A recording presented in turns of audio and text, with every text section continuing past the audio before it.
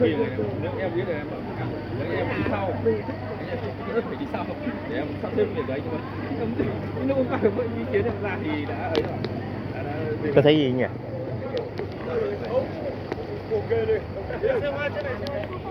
Để em phải rửa tay.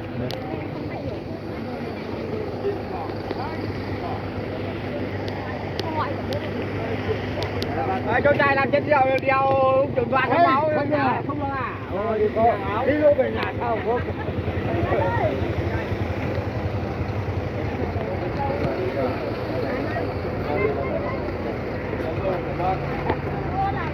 Đi chọn chỗ điểm.